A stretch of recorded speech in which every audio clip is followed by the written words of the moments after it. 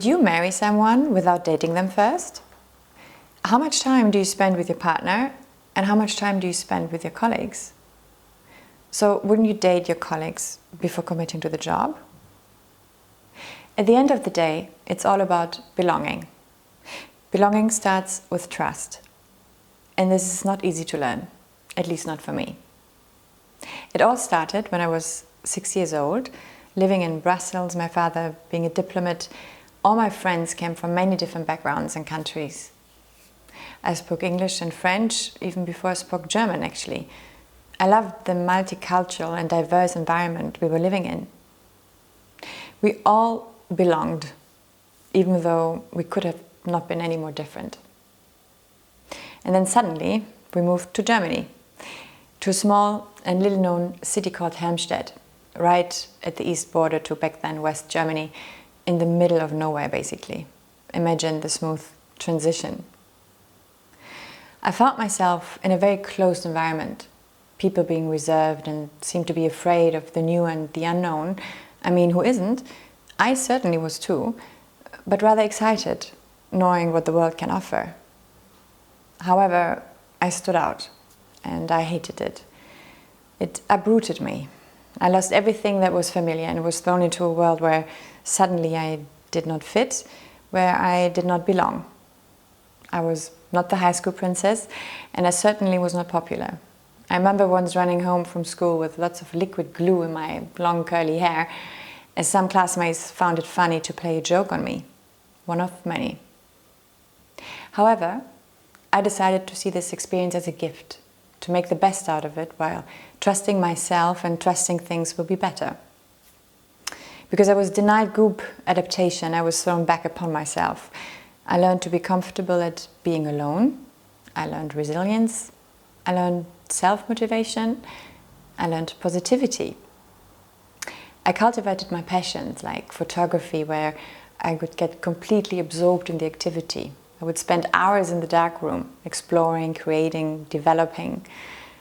And all of this helped me to establish the trust in myself, which made me strong at a very early age, and which I'm actually very grateful for. Not having to adapt to a group, being free of group cohesion, I was free to being myself. A rebel at heart, I do not go with the flow. I learned to march to the beat of my own drums. And yet, still, just because I can perfectly be myself, does not mean that I always wanted to. I did not know exactly where my place was in the world, and also I wasn't sure where to find it. Not just my people, but also my thing. I had to go back to my known international and diverse group of people and decided to move to London, a city full of diversity, back to my roots, trusting that I will belong. And then I got lucky, once again. I got my first job in a consulting firm. And for me, this was not just a job. It felt almost like a family. My colleagues were, and many still are, my friends. And it felt that way because, we all identified with similar values because of the culture.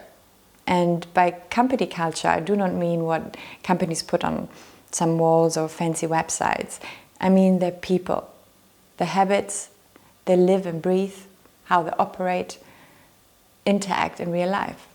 We were a group of like-minded people, and I loved it. I had found an environment where I felt I could be my best, give my best, and I thrived. So after nearly 10 years in London, I decided to move back to Germany, this time to Berlin. Only 2 hours away from Helmstedt, but one of the most vibrant and international cities in Europe. The CEO of a SaaS company recruited me. I got the job, and it turned out that I got what I wanted, but not what I needed. The job title was great, and the culture wasn't. It was a nightmare. And once again, I did not fit in. I was right back being 6 years old, excluded and unidentified.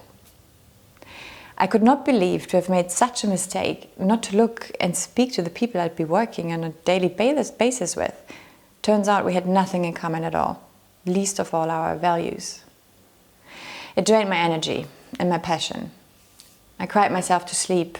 It pushed me to limits, and my resilience got tested to the extreme. It was excruciating and crippling. So I have felt the power and catalyst function of a cultural fit in the workplace to find my people. And so my rebel nature kicked in, and this is how, at last, I found my thing, my mission, to help people find the right work environment to thrive in. So why is the company culture so paramount? Why do you need to understand and get a feel for it before you start the job? In a partnership, you're dating potential candidates. And in order to understand many things, but mainly, do you share the same values and aspirations? Common aligned values are the pillars for trust. In order to engage in a commitment, ideally you share the same values and aspirations. Why? Because you have a shared purpose. You can be yourself and know the other person genuinely understands and supports you, having a common goal. In the same way, the right company culture is supportive in the way you develop your skills and thrive in the environment to accelerate your learnings and develop your capabilities. Simply a place that has your best interest at heart and makes you flourish as a person as well as an employee learning and developing. Trust is a fundamental that is needed, privately but also professionally. In the last years, we've seen an increase in staff turnover and people not being happy at work. 70% of young professionals leave their first job within the first 18 months, and of those remaining, more than 60% are not motivated. So as a result, companies lack productivity, employee engagement, and risk bad reviews. To make matters worse, the war for talent increases this dilemma as companies employ people knowing they don't fit, but they still employ them because they need to fill the position. So this vicious cycle will only end once all parties have understood the importance that both employer and employee need to trust that there is the right fit. So with this war on talent, my secret weapon is again trust. What does both have similar values and a vision that binds trust in order for both to flourish? A company's culture is not what stands on their mission statements. It's about the people they employ, as these are the ones executing the values. Don't look at the statements. Speak to the people. Then you can trust to choose the right environment for you. And it's certainly no secret that COVID is going to fundamentally change the ways of working in the immediate future, with such changes being long-lasting. The increase in remote working, less time to live and breathe the relationships in person, more autonomy. Trust is and will be what ties everyone together.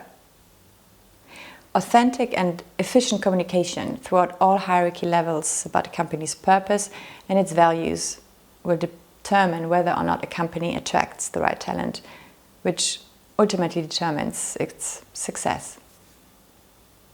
So, for me, it's not a coincidence that I have found and built a company to which is trust a core component. It is something that strongly and dominantly underpins my life, is running like a theme through my life and each and every crucial moment in it. It is something I build on privately and professionally. But for me to found it, to grow it, and to manage all these challenges as an entrepreneur, I needed to trust, or I need to, myself and also my purpose. Trust in myself and also the trust and the belief that I'm supported, even facing unbearable situations. Not only in the professional world, trust goes to the most stressing and tiring times. I always believed that trust is my secret weapon because it powers me, it gives me or guides me in times of adversity, uncertainty, and most powerfully, it moves me to act despite of fear. Despite of fear. The hardest and most unbearable lesson for me personally was during the time when my father was dying. I just had been promoted at my job. I was ecstatic, really. I was in DC for training, which was supposed to last several months. And after a few days, my mother called.